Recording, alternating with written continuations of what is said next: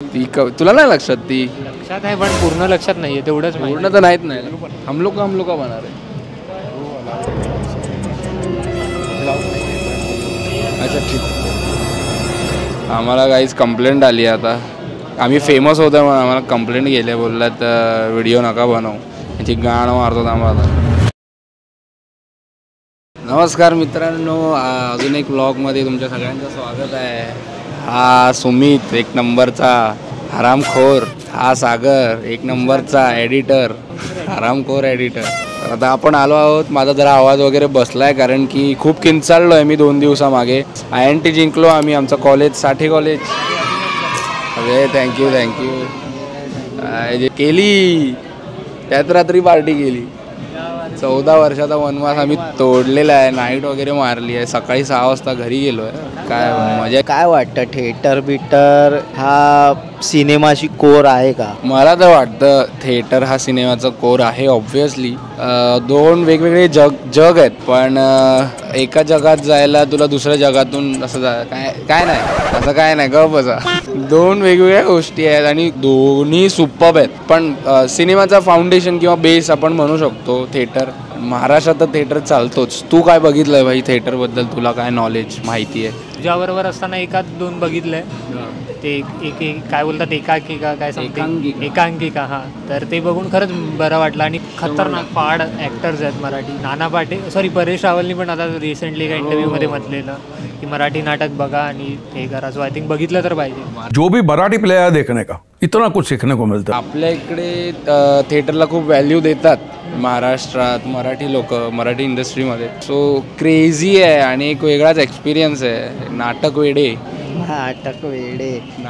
आहेस ना तू. सीन असं आहे की माणूस आहे ना, माणूस मुळातच सोशल ॲनिमल आहे. तर थिएटर बिटर का करतात लोक? कारण लाईव्ह ऑडियन्स चेअर मिळतो, परत लाईव्ह आपण ॲक्ट बघतो समोर, त्यात एक मजा आहे माणसाची. आता डिजिटल झालं सगळं, सिनेमा आता आलेत काही वर्षांपूर्वी. खूप त्याआधी पण लोक ह्या सगळ्या कला करायच्या जुन्या काळापासून. आदिवासी पण नाचत बिसत बसायचे, सोशलाइज करायचे. मुळातच हा प्राणीच असा आहे की मेन कोरच हा आहे, म्हणून तो फॉलो झाला आहे अजूनपर्यंत, एवढं सगळं डिजिटल होऊन पण. कोर आहे, ऑब्व्हियसली कोर आहे, करेक्ट आहे, कोर आहे. आणि मला विचारलं तर मला थिएटर पण तितकंच आवडतं जितकं मला सिनेमा आवडतो. मला दोन्ही गोष्टी तितक्याच आवडतात. मी दोन्ही तितक्याच एन्जॉय करतो आणि दोन्ही गोष्टींमध्ये तितकाच रस पण आहे मला. सो इट्स खतरनाक. आणि तुम्ही दोघांनी तर ॲज अ ॲक्टर म्हणून काम पण खूप केलं आहे. तर तुमच्या दोघांचा ॲज अ ॲक्टर आणि व्ह्युअर म्हणून काय एक्सपिरियन्स होता? ॲज अन ॲक्टर म्हणजे मी तुला सांगतो, थिएटरमध्ये गोष्टी सॉर्टेड नसतात रे भरपूर. म्हणजे असं ना खूप काम करायला लागतं, खूप कष्ट करायला लागतं, तालमीला यायला लागतं, खूप ऐकावं लागतं, समजावं लागतं, बोलावं लागतं. खूप करणं आहे थिएटरमध्ये ना, खूप करणं आहे, करावं खूप लागतं. सगळ्या गोष्टी समजून घ्याव्या लागतात. कारण की असं नाही की मी आलो कॅमेऱ्यासमोर ॲक्टिंग केली आणि गेलो, माझं काम झालं, असं नाही आहे. तिथे सगळ्यांना सगळं करायचं आणि सगळे तितके इन्व्हॉल्व्ड असतात भरपूर. आणि म्हणून ती तेवढी मजा येते. कारण की जरी ब्लॅकआउट जरी झाला तरी आपल्याला जरी काही नसेल दिसत ना ब्लॅकआउटमध्ये, तरी तिथे सगळेजण कामं करत असतात. ॲक्टर जात असतो चेंज करायला, सेट घ्यायला, सगळे येत असतात, सेट ठेवत असतात. त्यांना माहिती असतं कुठला सीन लागणार आहे, कुठे काय ठेवायचं आहे. त्या हिशोबाने म्युझिकवाला पण म्युझिकची तयारी लगेच करतो तिथल्या तिथे. लाईट्सवाला पण लगेच त्याला माहिती असतात कुठले लाईट्स कुठे लावायचे आहेत. ॲक्टर आपले लाईन प्रिपेअर करत असतो, विचार करत असतात आम्हाला काय करायचं आहे. पोरं सेट लावतात, मागे येतात, प्रॉपर्टीवाले प्रॉपर्टी ठेवतात. तर भरपूर आहे त्याच्यामध्ये. एका टायमाला त्या ब्लॅकआउटमध्ये चालू व्हायच्या आधी ह्या सगळ्या ज्या गोष्टी आहेत ह्या नाटकाला सुंदर बनवतात. आणि जेव्हा मी बाहेरून बघतो, कारण की मी तिथून पण बघितलं, इथून पण बघितलं, सो वेगळी मजा येते. टीम गेम आहे आणि लाईफच पूर्ण टीम गेम आहे. म्हणून आपण अनस्क्रिप्टेड नावाचं हे चॅनल ओपन केलं आहे गाईस. कारण की we are the team, let's go. आणि आपण करणार तेव्हा होणार. तुला काय म्हणायचं भाई? एवढंच म्हणायचं आहे. एवढाच मोठी चौकंडी में काटो. 15 वर्षाचा पोरगा, नेटफ्लिक्सची सिरीज आहे कॉन्डोनॉन्सोन काहीतरी अशी सिरीज आहे. काय काहीतरी आहे रे, कॉन्डोनॉन्सल काहीतरी आहे, सिरीज आहे. 1 टेक सिरीज आहे. 1 टेक सिरीज. प्रत्येक एपिसोड 1 टेक आहे. एपिसोड चालू होतो आणि टेक संपतो कधी माहिती आहे? जेव्हा सिरीज एपिसोड संपतो तेव्हा. त्यामध्ये तो लीडला तो पोरगा आहे, ॲक्टर आहे लहान, तो जिंकला आपलं जे कुठलं तरी एमी अवॉर्ड काहीतरी समथिंग. कॉन्ग्रॅच्युलेशन्स भावा तुला. आदित्य अपने डॅड की सून आगे व किसकी मत सून अपने डॅड की सून खाली, समजी घ्या. Bye bye. करतात तसं करतात. चुकलं ना तिथे थांबतात. हा आता मी बघितली ना सिरीज, पण झूम वगैरे असणार ऑब्व्हियसली. झूम आहेत, कट सीन नाही आहेत, सीन कट नाही होत आहे, लोकेशन चेंज नाही होत आहे. जो काय कॅरेक्टर कॅरी होतोय दुसऱ्या लोकेशन पर्यंत ते कंटिन्यू चालू आहे. करेक्ट. म्हणजे आता पोलीस घरात आली तर पोलीस व्हॅन येते, मग व्हॅन वरून पोलीसला फॉलो करतात. पोलीस त्याच्या घरात जाते, घरातून मग कॅमेरा त्याच्या रूम मध्ये जातो त्या पोराच्या, मग त्याचा पॉइंट ऑफ व्ह्यू दाखवतात. मग पॅन होतो, मग दरवाजा दिसतो, मग त्या दरवाजातून पोलीस आतमध्ये येतात आणि त्याला पकडतात. मग ते पूर्ण परत जातात, मग पोलीस स्टेशन पर्यंत जातात. पोलीस स्टेशन घेतलं मग इंटरोगेशनला बसवतात, मग तिथे लोक बोलतात. असं सगळं ते वन टेक आहे. हा पण पोलीस स्टेशन पर्यंत जाईपर्यंत पूर्ण जर्नी नसतील दाखवत ना, मध्ये कट आहे. अरे पण तेच सीन आहे ना, स्मार्टली दिसत नाही. स्मार्टली त्या लोकांनी वर्क केलं. सीन काय माहितीये, आपल्याला वाटतं इथे घर आहे आणि हे पोलीस स्टेशन आहे, लांब आहे भरपूर तिथे कुठेतरी. पण सीन काय आहे, त्या लोकांनी एवढं स्मार्टली ते कन्स्ट्रक्ट केलं आहे ना, कारण की त्याच्यामध्ये व्हॅनमध्ये बसले तर व्हॅनमध्ये पण डायलॉग काही ना काहीतरी चालू असतात. तर ते असे ते कॅमेरा वगैरे फिरवत ते असं आपल्याला वाटतं की हा टाइम स्पेंड झाला आहे आणि आता पण पोहोचलो आहे पोलीस स्टेशनला. मजा आहे भाई, मजा आहे. काय डोकं लावलं आहे आणि क्रेझी आहे. सो तुम्ही पण बघा.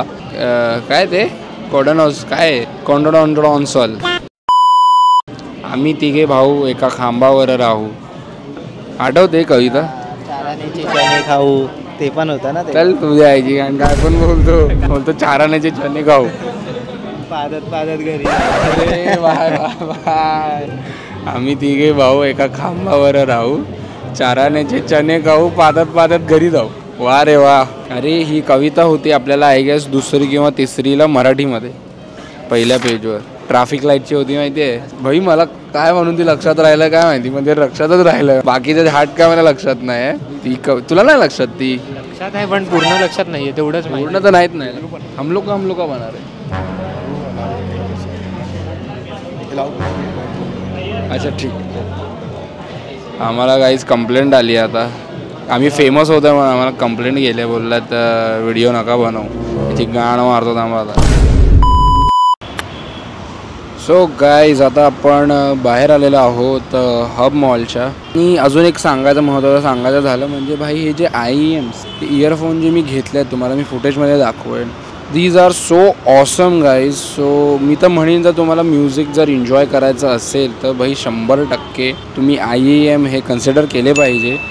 खूप रिच साऊंड येतो, भारी साऊंड येतो. तुम्हाला एक डॅक घ्यावा लागेल आणि IEM घ्यावा लागेल. तुम्हाला टोटल तुम्हाला काहीतरी एक 2000-3000चा खर्च पडेल. पण हा सेटअप घ्या आणि एन्जॉय करा भाई. म्युझिक PC वगैरे लॅपटॉप वगैरे तुम्ही यूज करू शकता. 3mm जॅक आणि डॅक थ्रू तुम्ही मोबाईल वगैरेमध्ये वापरू शकता. क्रेझी आहे, मजा आहे ह्याच्यामध्ये. हे लोक मुतून आलेले आहेत गाईस. मुतून आलात ना, कसं वाटलं मुतून भाई? वाटलं एकदम मस्त. थोडा पाणी कमी झाला अंगातला पण ठीक आहे, बरं पण वाटलं जरा. मुतून वगैरे येतात गाईस, घाणेरडे आहे ते लोक. मी डायरेक्ट बाहेर आलो गाईस. तर आता जरा काम असल्यामुळे आपल्याला जरा जायचं आहे बाहेर. राहुलकडे जायचं आहे. राहुलकडून फुटेज वगैरे घ्यायच्यात आणि फेक फुटेजचे व्हिडिओज अपलोड करायचे. तर फेक फुटेजला तर तुम्ही सबस्क्राईब करा, तुम्हाला माहिती आहे करावं लागणार आहे तुम्हाला. सो भेटूया लवकरात लवकर. अलविदा. लाईक जे काय सगळं इंस्टावर फॉलो करा, यूट्यूबवर सबस्क्राईब करा आणि मजे करा आणि कनेक्ट राहा भाई. कनेक्ट अनफिल्टर्ड मजे करा भाई. कनेक्टेड. Let's go.